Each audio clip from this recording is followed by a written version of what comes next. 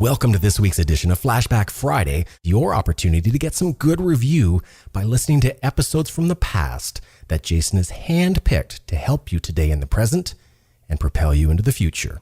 Enjoy. Welcome to the Creating Wealth Show with Jason Hartman. You're about to learn a new slant on investing, some exciting techniques, and fresh new approaches to the world's most historically proven asset class that will enable you to create more wealth and freedom than you ever thought possible. Jason is a genuine self-made multimillionaire who's actually been there and done it. He's a successful investor, lender, developer, and entrepreneur who's owned properties in 11 states, had hundreds of tenants, and been involved in thousands of real estate transactions. This program will help you follow in Jason's footsteps on the road to your financial independence day. You really can do it. And now, here's your host, Jason Hartman, with the complete solution for real estate investors. Welcome to the show. This is your host, Jason Hartman, episode number 665. And today we've got a great show for you. We're going to have a client case study. Yes, it's our client, Greg Saylor, who purchased 6 properties in 6 months. 6 in 6. And I think you'll really like his story. 6 properties in rapid succession. And he's doing great with them. And you're going to hear firsthand his story of how he looked at alternatives and came to real estate because it is the most historically proven wealth creator in the entire world. Period. There's nothing this good. I mean, everybody has access to it. It's just such a great thing. So a couple things before that. I want to make sure, listeners, that you have made our relationship official. Yeah, are we going steady? I hope so. What you need to do is make sure you press that subscribe button in iTunes or whatever podcast platform you're using to make sure you do not miss any episodes. We're coming at you 3 times a week, every Monday, Wednesday, and Friday. And occasionally we might slip a little announcement in there on an alternate day. So you don't want to miss any of that stuff. We got some great stuff coming up for you. Been doing a lot of good interviews. I did one today that I think you'll like, and just a lot of good things coming up. I got to get the schedule all outlined for our upcoming episodes as we move toward episode number 700. Woo! That's a big deal. 700. Wow. We're getting up there. And remember, overall, I've got about 3,000 podcast episodes out there with all of my other shows. You know, I rarely mention these other shows. So, of course, the longevity and biohacking show, the Jet Setter travel show. On that show, we talk about expat living. We talk about all kinds of interesting stuff. Offshore investing, which ain't so great, to tell you the truth. I've certainly looked at that up, down, sideways, and we've just never found anything internationally that makes as much sense here as it does in the good old US of A.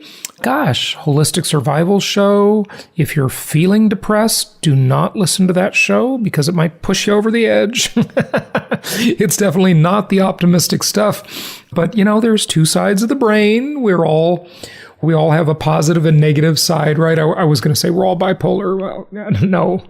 Fortunately, we're not all that. But we all have ups and downs. We all think of the positive and the negative.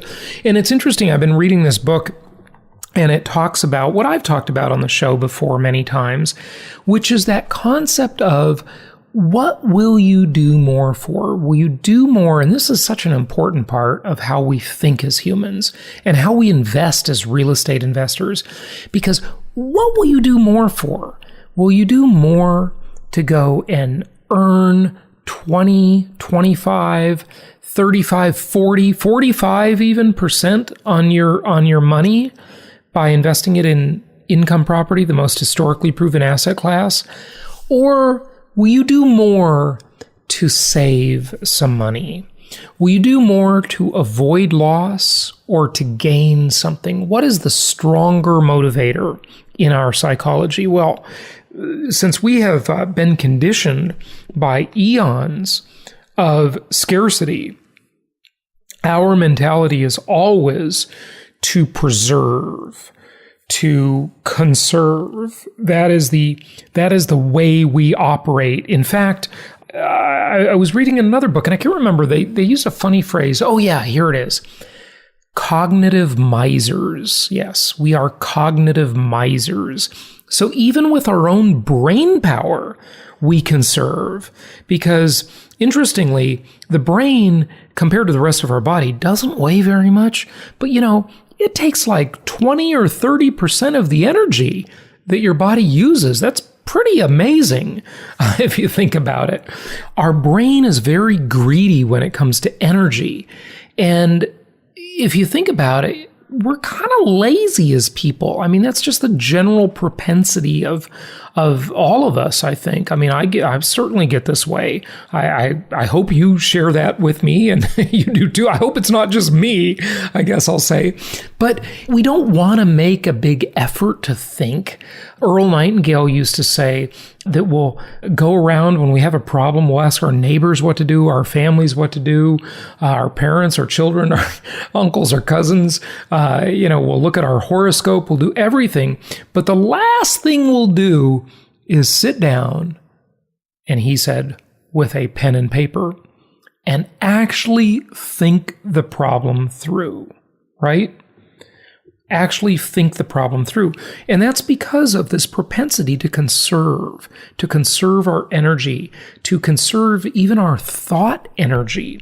We are cognitive misers. That's what the experts say. And I was going to say that's what the psychologists say, but I don't know if it's a psychologist or a biologist or a physiologist. I don't know exactly what expert said that, but some expert said it. Trust me. Anyway. So we will do more to avoid loss than to gain. And certainly I notice this in my own behavior all the time. For example, when I shop for clothing, one of my favorite places is Nordstrom Rack. I think Nordstrom Rack is a pretty great deal. And it's funny. It's just funny how this is. I mean, time is money, and we will search around online and look for the best deal on something. But when it comes to desire for gain, because the gain is speculative and the conservation is not, that is also speculative, by the way, but it's not as speculative as the possibility of gain. So we will take the old saying, a bird in the hand is worth two in the bush, right? A bird in the hand is worth two in the bush. And so because we've had scarcity throughout our history as humans, we still think that is the world in which we live. And it's not. We live in this world of massive abundance, even in bad times, even living under Obamunism. Yes, Obamunism. It's like communism, but it's got a different flavor.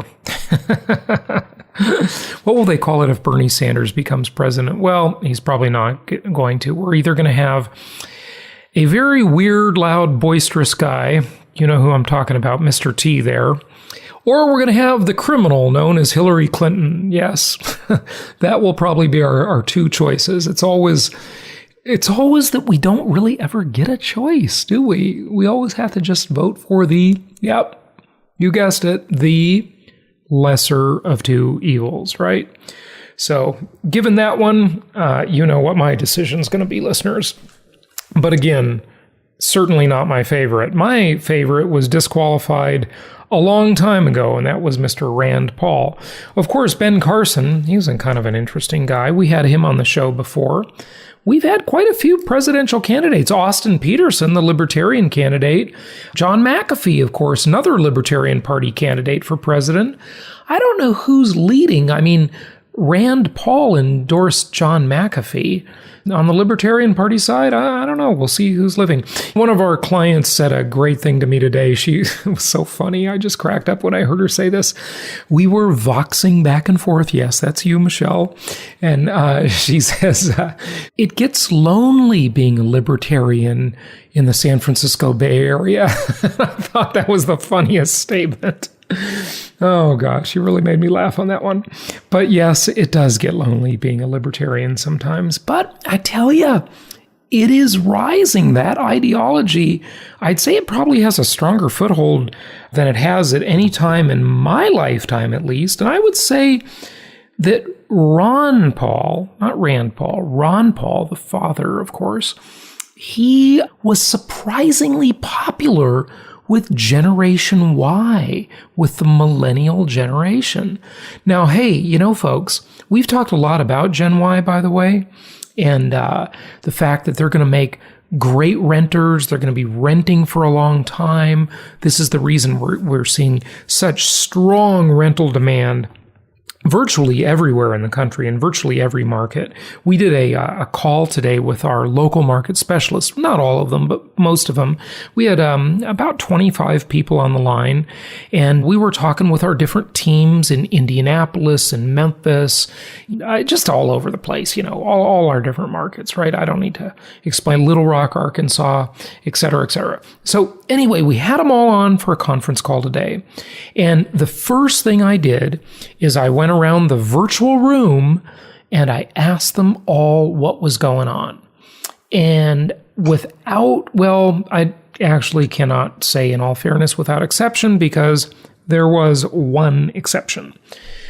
Virtually all of them, 24 out of 25 said inventory shortage, really tough to get good inventory, battling to get inventory, way more buyers than sellers, et cetera, et cetera.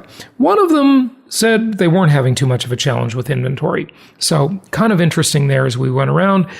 Jason, what was your point? You've gone all over the board. Presidential candidates, there's no choice, lonely libertarians in Northern California. That's kind of like being sleepless in Seattle. Inventory shortages. I don't know. What was my point? Maybe someone can write me and remind me, and I'll talk about it on the next episode after Flashback Friday, of course. So, a couple things. Make sure you subscribe to the podcast. We so much appreciate your reviews of the podcast on iTunes or Stitcher Radio, whatever your podcast platform is. Go and review the show. Make sure you're subscribed so you don't miss any important episodes. And we very much appreciate your ratings, your reviews, and telling your friends about the show to spread the word so they can join us as we get toward episode number 700. We got a big sale going on. Before we get to our guest here, I want to tell you about this because we just launched it. And you probably haven't. Now, here's the thing. At hartmaneducation.com, our new little website, hartmaneducation.com, just my last name, education.com, hartmaneducation.com, we used to just have one product there. Now we have 3. Yes, we have the Meet the Masters from 2015, the Meet the Masters from 2016, and the first ever JHU Live, or Jason Hartman University course from San Diego. Now, I know a lot of you listening have attended all of these events, right? So if you'd like to get a copy of the video or the audio download, look, people, I know that you don't always need to see this stuff. Sometimes you want to download the audio, have it with you so it's portable, and then if there's something in there that strikes your interest, or the speaker mentions a visual aid and you want to see that, then you can just go back to a very well-organized portal with these 3 courses, and you can log in and you can watch the video at your convenience. So a super handy course. I'm really happy. This is the first time we've had these all online, and we are kicking it off with a big, huge sale. Yes, a big sale. So normally each of the Meet the Masters courses are $497 a piece, and the JHU Live is $297. But bundled together, we normally sell this for $1197, which is basically $100 off. It would normally be, $1291 altogether. But for a limited time, what will be the limitation here? See, when you're in the marketing world, you got to create this false sense of scarcity. And folks, let me tell you, this is complete bullshit. Oh, you're not supposed to swear on this show. It's complete BS. I'm a little punchy here, aren't I? It's the end of the day. I've had a big day here. So, yes, you're not supposed to swear on the show. We are a clean, family-friendly show here. Most of the time. Anyway, and normally these are $12.91 if you buy them separate, $11.97 if you buy them together. But for a limited time, because we got to have some urgency, we got to create urgency, right? Otherwise, you're never going to get off the dime and make a decision. So what is the limited time going to be? For a limited time, what should be the time limit for this sale?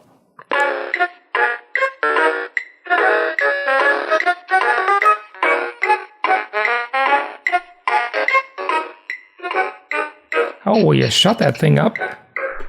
That just goes on way too long, doesn't it?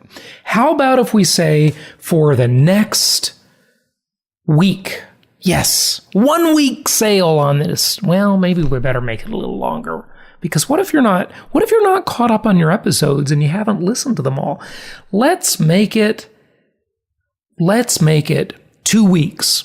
Let's make it a 2-week sale, okay?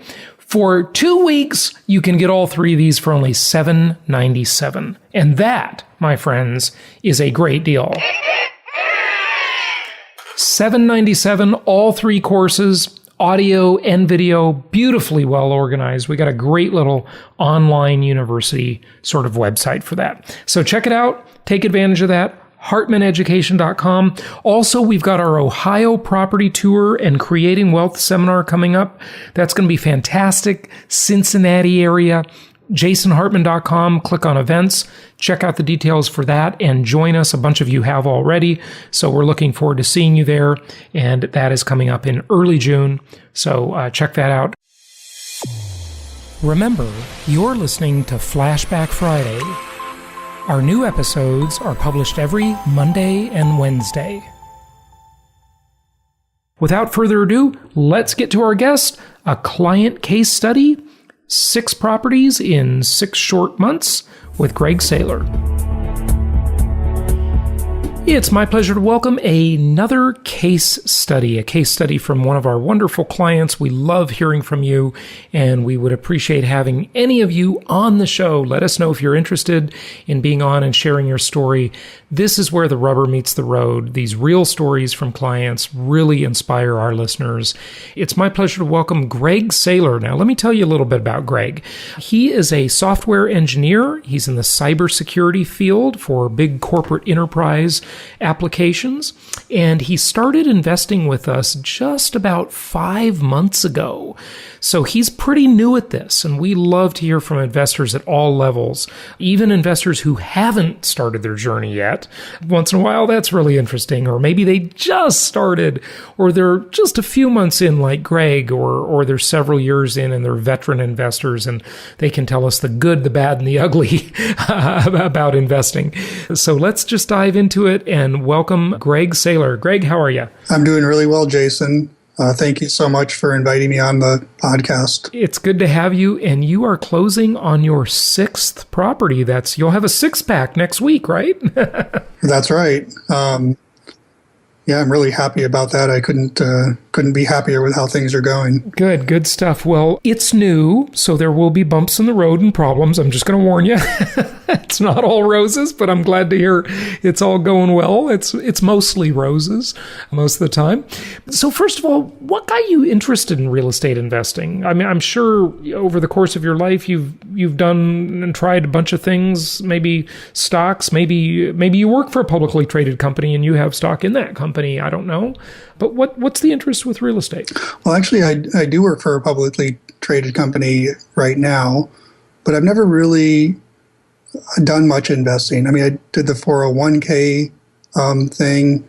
I did try to trade stocks a few times and quickly discovered that when it comes to trying to time things, I'm just not good at it. And I can't. Some people might have that skill. It's not one that I possess. And the other thing, I guess I've always had an interest in real estate. It seems like I think everybody says that, but I've always just been fascinated by it as a kind of a necessary human need. and I moved around a lot when I was a kid, so I never really had, I guess, a kind of a stable place to live. My mom, tried to buy a house at one point and succeeded at that, but then we lost it. And so it's just kind of always been sitting back there that this made sense, but I didn't know how to make it work. That's kind of where I came from. And I just had no success in anything else, Well, let me first tell you, Greg, you mentioned that when you were referring to the stock market, that you weren't good at timing. And just to make you feel better, nobody's good at timing, no matter what they tell you. And here's how you know.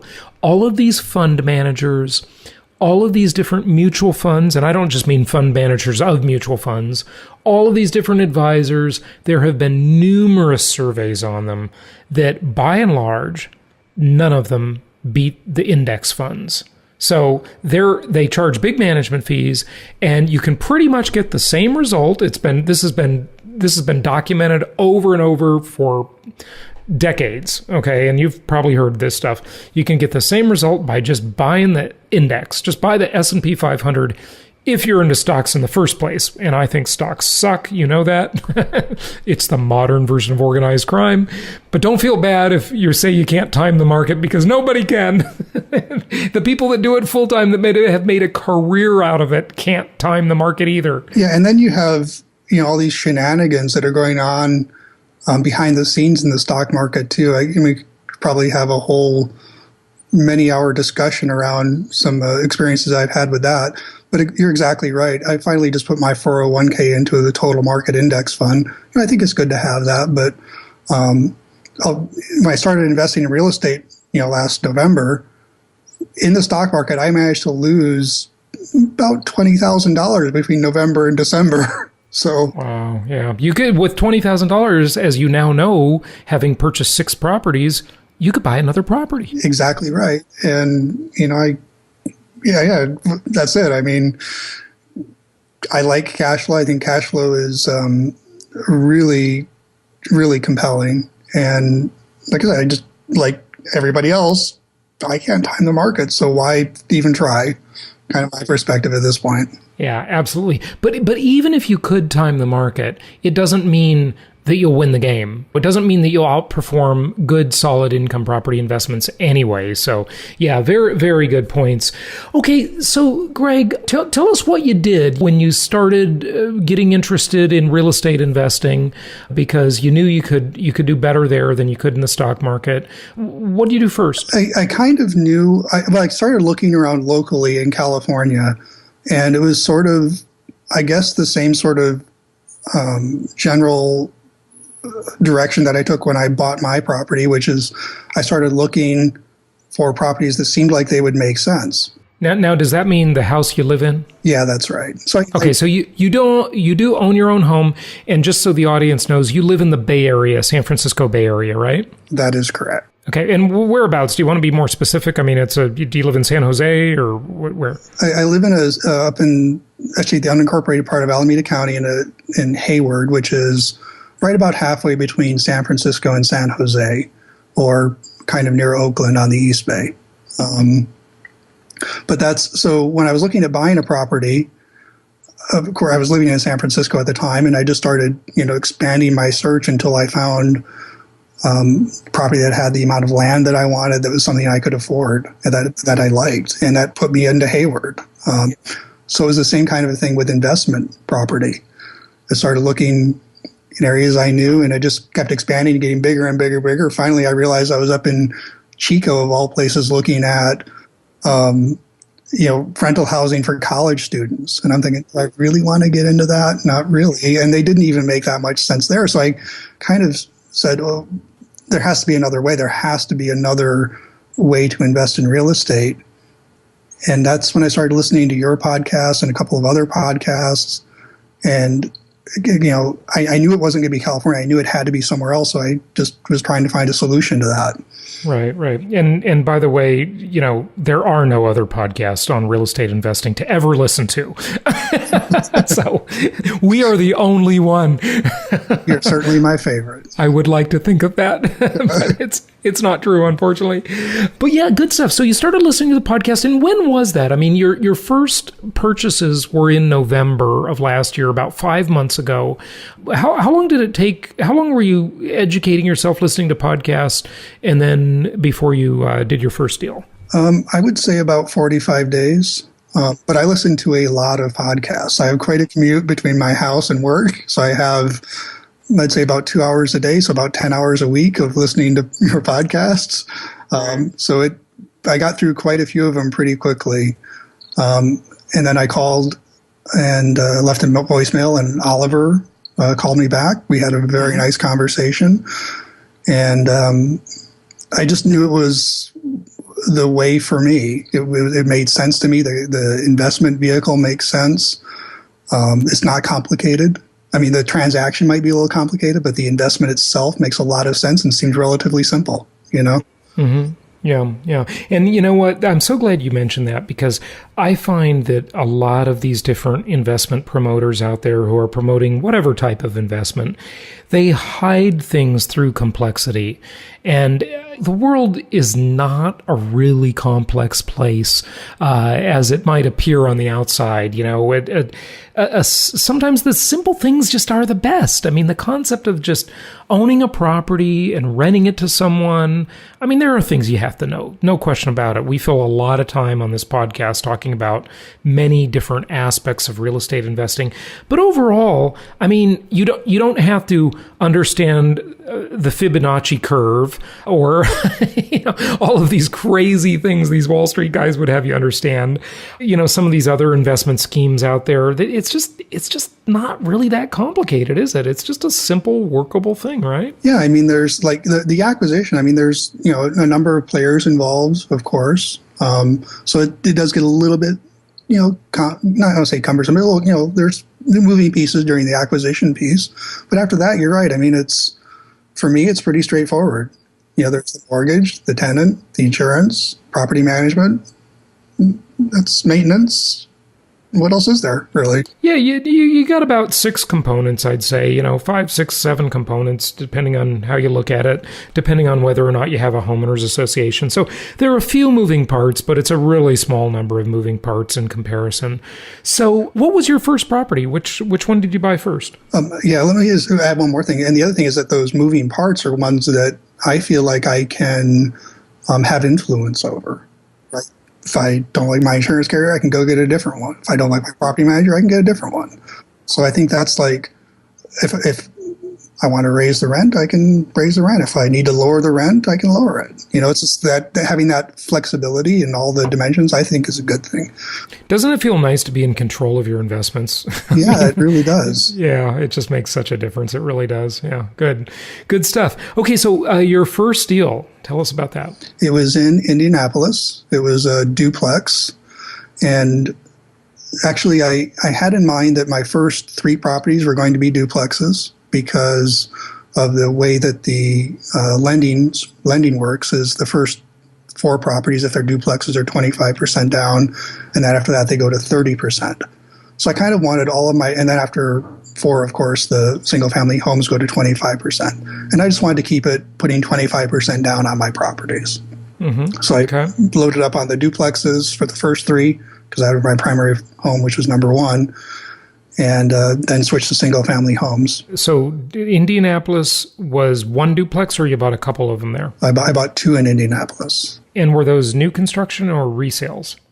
I'm sorry, do you mean like rehabbed or? Oh no, were they brand new or from a builder, or were they I mean, all of our properties pretty much are rehabbed, so that kind of goes without saying. But or were they resales? Were they already owned prior to your buying them? Oh, I bought them from your network. So they were rehabbed. Okay, good stuff. And so you've closed on those properties probably by now, I'm sure, and you're closing on your 6th property next week.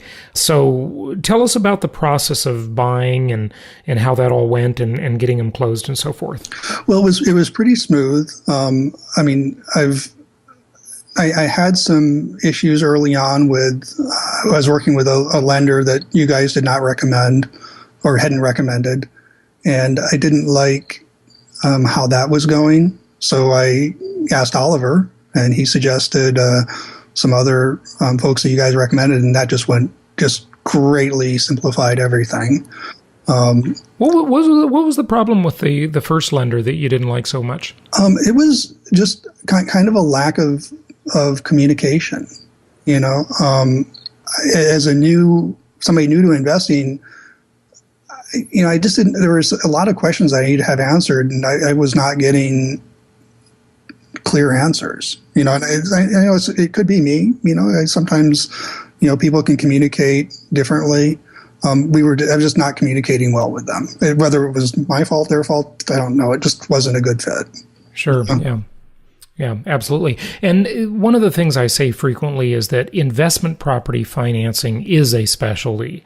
So going to the person that did the purchase of your home or the refinance on your home, it won't necessarily work out very well. You really got to have someone who specializes in financing investment properties. It is a different thing. Even though those investment properties are residential properties, in other words, they're 4 units and under, it's still a different deal. It really is a specialty. We've seen that all too many times over the years. Yeah. And actually, on that point, now that I'm reflecting back on this, because it's so new, if you'd asked me this 2 or 3 years from now, I probably would have completely forgotten about it. But at the same time, I was closing on 2 properties simultaneously, those 2 duplexes. Actually, closing on 3 properties simultaneously. I was throwing 3 investment properties simultaneously and decided to throw into the mix to refinance my primary residence. That was a mistake, because as soon as they were getting close to ending the refinance my primary residence, all of a sudden on the soft credit pull, they saw the credit pull from another lender. So it was now they want documentation on all the investment properties I was buying. So it was it was December was an interesting month. Yeah, there's stuff to do there, definitely. Okay, so you got those properties financed and you got them closed. Tell us about whatever part you want about the property management, about getting tenants, just whatever you'd like people to know. Okay, so I guess I'm a software engineer, so I'm kind of a numbers guy, and I'm going to be looking at some of the. I think you call it property manager. I'm going to be looking at that software soon, but I started building these spreadsheets, and the spreadsheets have gotten bigger and bigger and bigger, and it's becoming increasingly difficult to track this. But yeah, use Property Tracker. It makes it so much easier. You're not doing that yet, huh? Not yet. Okay, that's what I'm going to bug you about. Fair enough, for sure. I want you to use that because you are going to find it's so much easier to keep track of your properties when you use that software. Yeah, so I guess I'm kind of I don't want to say negative thinker, but in my profession, I kind of look for problems, right? So I did hit a couple of minor snags along the way, and I'm not trying to be negative here, but we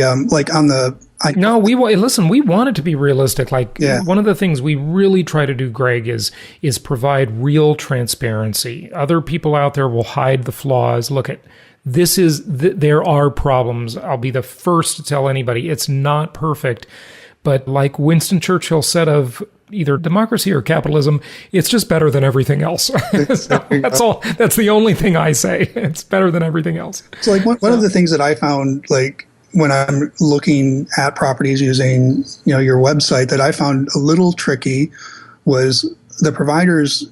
Some of them put 20% down, other ones put 25% down. They put different interest rates in there, and it doesn't really translate to what interest rates I'm able to get.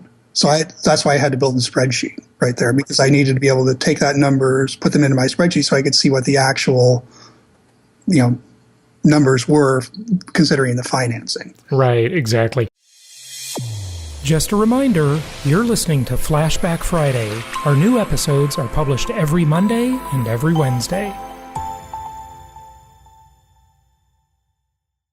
So that is a terrific point, and that's one of the reasons I want, for the first part of that is, all of our investors need to, number one, embrace the fragmentation, like I say, because that's what keeps the institutional investors out of our business. So you do have that fragmentation, which is annoying. I completely get it, right? Because you have one group in one area that does it one way and another group in another area does it another way, right? Yeah. So there's fragmentation, but standardize your data as much as you can by using our system, the property tracker, property shopper system on the jasonhartman.com website. But the second part of it is that if you actually subscribe to that software, you can change the assumptions and you can make it all dynamic.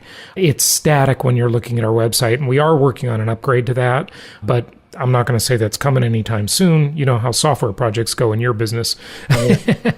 But then you can change those numbers and you can make them all 25% down, like you said, you wanted to have them all be consistent like that, or all the same interest rate or whatever you want. So yeah, good point. Yeah, so basically got to, where I had this spreadsheet where I could enter 4 or 5 numbers, and I would use your website because your website gives you a great kind of should I look at this further kind of a thing. Right. I mean, I can figure that out really quick from your website, but then I just take 4 or 5 numbers, punch them into the spreadsheet. I got 3 properties that look attractive. Then I'll punch them into my spreadsheet and figure out which one, from the numbers looks better. And so it's kind of like the filtering that I can do on your website is really good, but there's just it's like the due diligence, I guess. Yeah. Absolutely. Okay, good. So tell us what else happened. Tell us more about the experience. Okay, so in addition to that, I kind of have this view of risk, I think, around my properties, that as long as I have, let's say, good, solid, let's say really conservative single-family homes, that with those I can afford to take some other risks, like with duplexes or with maybe properties in a little bit lower rent, lower grade neighborhood. As long as I have that good foundation of good performing, conservative, really good properties, then I can, take a little bit more risk in some other areas. So I'm as you would say, I think, independently owned and operated. So I, can take a little bit more risk in my life, perhaps. So the third duplex I bought in Chicago, and it was in a not a very good neighborhood of Chicago. It's Section 8 tenants, but it's been a really, really good performing property. But the trick there, I think, was a property manager that knows how to deal with those tenants in that area. That was critical for me. So I did a lot of vetting on that particular property manager. I wouldn't have felt as comfortable doing that, for example, in Indianapolis, just based on, not that there's anything wrong with any of the property managers there. They're all wonderful, but it's just experience with that type of tenant. Right. It's a specialty. Yeah. No question about it. Good. And then I switched to the single family homes. I bought one in Memphis. That was number 4. And then hopefully next week I'll be closing on another one in Memphis and another one in Columbus, Ohio. Fantastic. Yeah, congratulations. Why did you pick the certain markets you picked, and what was behind that? I mean, you could have picked different markets. Why those? I think it's coming back to a little bit of my view of risk, which I can't even really articulate that well. It's just sort of this innocuous thing that I wanted to be in a few different markets with different types of properties in those markets. And I liked all of these markets. I liked all of these areas. Columbus is probably the iffiest one, I guess, but that's because I was surprised by the property taxes there. Like in Chicago, the property taxes are high, as we all know, but the rents kind of support that. In Columbus, not so much, but I feel like Columbus is... It's coming around. Yeah, I agree with you. Ohio isn't as blighted as it used to be. I'm not as hopeful about Detroit, but the Ohio markets that were actually really pretty blighted in years past, they've come around quite a bit. I mean, when I've been in Columbus, Cleveland, I mean, I've been pleasantly impressed. I really didn't expect to think as highly of those markets as I did until I till my last visit, before my last visit to them, and I reported on that on prior podcasts, but. And I should say as well, I lived in Indianapolis for many years and made many road trips to Chicago and Columbus. So I was a little bit more familiar with those areas as well. So I can't say I was consciously looking at those markets because I was familiar with the area, but that might have been an unconscious factor. I don't know. But it's like I looked at all the markets. I looked at, Atlanta, all the markets, and those ones just resonated with me. Columbus, like you just said, I think I like the way that city feels for some reason, Mm-hmm. Yeah, I agree with you. Yeah, I agree. Good stuff. Okay. What else do you want people to know about the experience? Just anything else? A question I haven't asked you. I would say another surprise that I had along the way, and I feel like I'm being so negative, I don't mean that, but was, property taxes. I've been a bit surprised a couple of times with property taxes. So I think it's worth, for me, I just added as part of my workflow, whatever you want to call it, to just double check the property taxes. I think that's very good advice. And one of the constant battles we have, and property taxes, I would say, are one of the hardest ones to hold local market specialists accountable on, is they, generally speaking, they are not conservative enough on the numbers. They're salespeople, okay? And they want to sell properties. And we are constantly, as they upload properties to our website, and we make them do the uploading so that they have to make the representation about the property and its performance and, its projections and so forth. But one of the things that we're constantly battling with them is, estimating rents higher than they should be. We want them to rein it in and be more conservative. And that's one of the nice things about having someone like us that offers an area agnostic approach. And we'll tell you if we think they're being too optimistic on those numbers. But one of the hardest ones for us to check and know is property taxes, because that's a complex thing and it varies by the municipality. So just always take whatever they tell you and just assume it's not going to be quite as good as they tell you. Okay, that's the first thing. But the second thing is, and I talked about this on a recent show, about the Chicagoland area. Of course, when we talk about these markets, we're not being specific as to city. We're talking about metropolitan areas, okay? So everybody understands that. Even if property taxes go up quite a bit, given their financial perils in the Chicago or the Illinois area, I should say, the whole state, I think the numbers still work out pretty well. I mean, I took our pro formas and changed them based on a 10, a 20, even a 30% increase in property taxes. And those deals still look pretty good to me.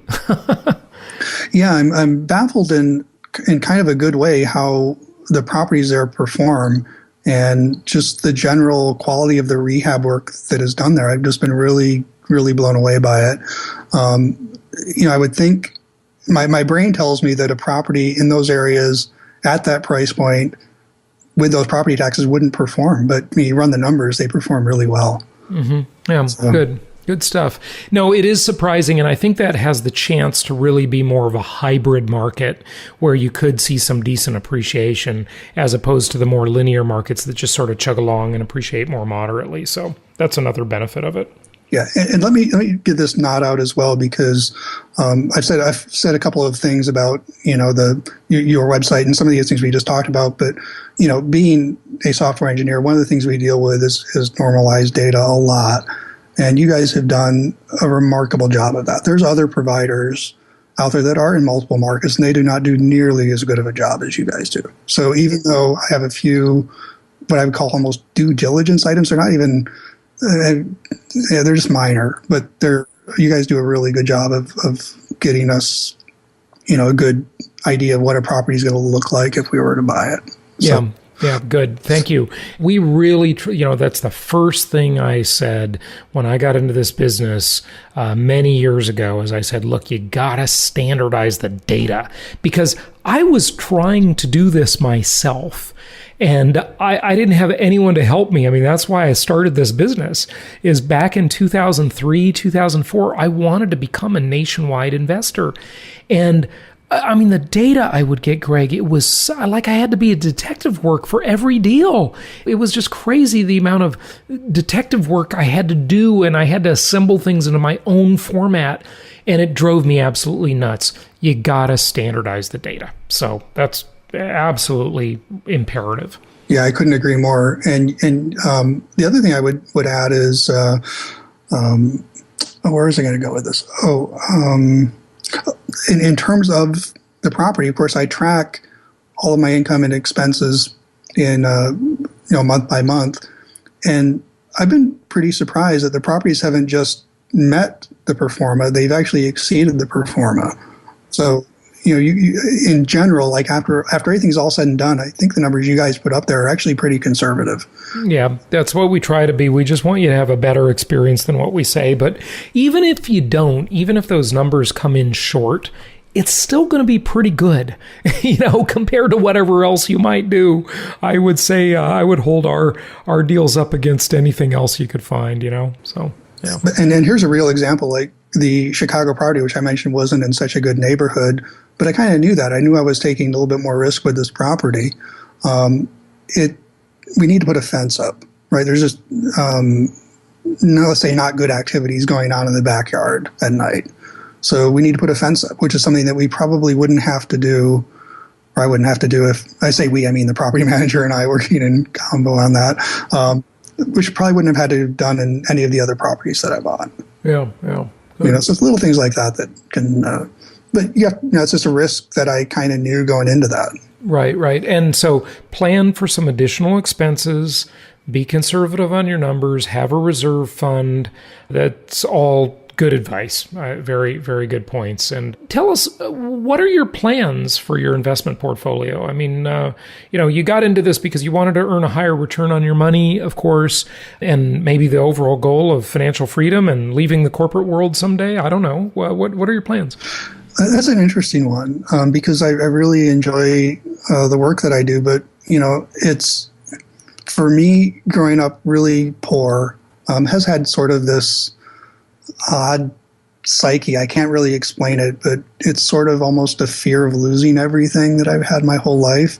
So to me, this is kind of more about redundancy of income streams. So if something does happen, that it's already had a very positive impact on that. I already feel more relaxed, just generally speaking, and things are getting better. Yeah.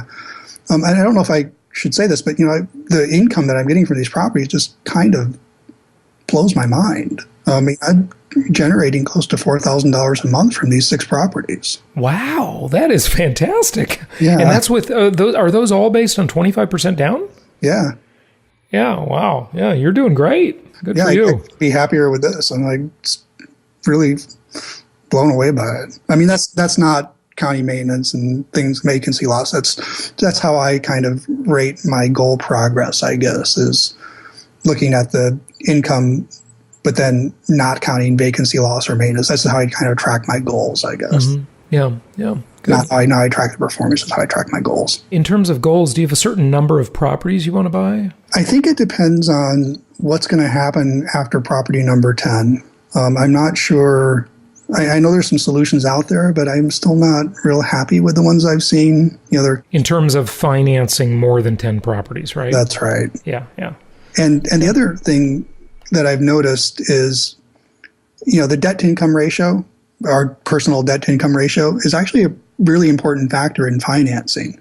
And what I always thought is that as I buy more properties, that I'm going to have income coming in from the property and expenses going up, but that my debt to income ratio is actually going to go down. But that doesn't happen. It actually goes up. I suppose it depends on where you start in the debt to income curve, but the way numbers average out, it actually kind of keeps creeping up with every property purchase.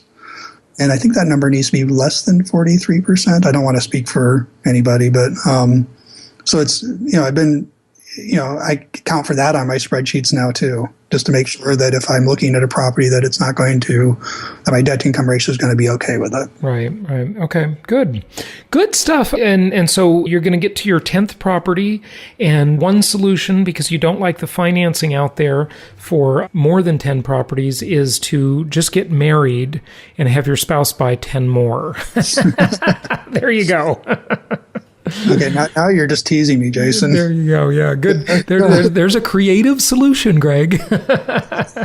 Actually, here's another creative solution I thought of. I don't know how all this would play, but if one has the flexibility to relocate, my understanding is you can buy one primary residence a year. Well, yeah, but that'll be a slow process. But yes, you can do that. Absolutely, yeah. So yeah, I'll definitely be hitting 10 properties this year. So it's in less than a year, basically, I would have, filled out my conventional financing. Right. So, yeah, good stuff. Well, Greg, it's been fantastic hearing your story. Thank you so much for sharing it with the listeners. Just, anything else you want to say to wrap it up? I just want to give another shout out to Oliver, because part of the due diligence that I do is, of course, looking at the neighborhood. And he gave me a lot of really good ideas, and I found some on my own too, about kind of how to, like, when I get back to risk, I want properties, some in good neighborhoods. I actually want some properties in some less than great neighborhoods.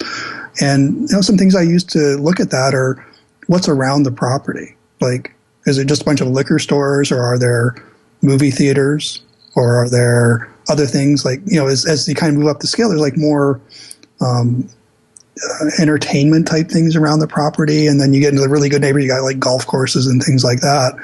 So I kind of use Google in a very large way just to figure out what's around the property and get a sense of, is there a Home Depot nearby, is there Lowe's nearby, that kind of stuff.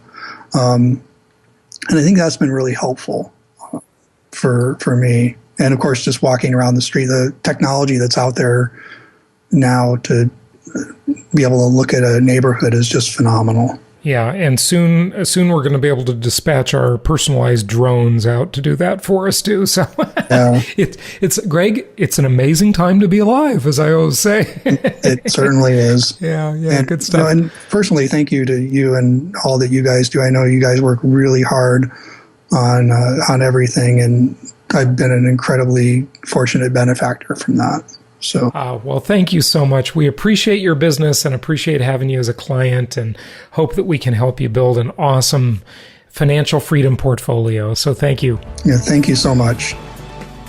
I've never really thought of Jason as subversive, but I just found out that's what Wall Street considers him to be. Really? Now, how is that possible at all? Simple. Wall Street believes that real estate investors are dangerous to their schemes, because the dirty truth about income property is that it actually works in real life. I know. I mean, how many people do you know, not including insiders, who created wealth with stocks, bonds, and mutual funds? Those options are for people who only want to pretend they're getting ahead. Stocks and other non-direct traded assets are a losing game for most people. The typical scenario is you make a little, you lose a little, and spin your wheels for decades. That's because the corporate crooks running the stock and bond investing game will always see to it that they win. This means, unless you're one of them, you will not win. And unluckily for Wall Street, Jason has a unique ability to make the everyday person understand investing the way it should be. He shows them a world where anything less than a 26% annual return is disappointing. Yep, and that's why Jason offers a one-book set on creating wealth that comes with 20 digital download audios. He shows us how we can be excited about these scary times and exploit the incredible opportunities this present economy has afforded us. We can pick local markets untouched by the economic downturn, exploit packaged commodities investing, and achieve exceptional returns safely and securely. I like how he teaches you how to protect the equity in your home before it disappears, and how to outsource your debt obligations to the government. And this set of advanced strategies for wealth creation is being offered for only $197. To get your Creating Wealth Encyclopedia Book 1, complete with over 20 hours of audio, go to jasonhartman.com/store. If you want to be able to sit back and collect checks every month, just like a banker, Jason's Creating Wealth Encyclopedia series is for you.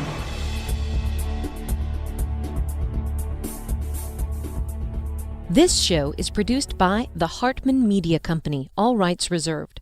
For distribution or publication rights and media interviews, please visit www.hartmanmedia.com or email media@hartmanmedia.com. Nothing on this show should be considered specific personal or professional advice. Please consult an appropriate tax, legal, real estate, or business professional for individualized advice. Opinions of guests are their own, and the host is acting on behalf of Platinum Properties Investor Network, Inc. exclusively.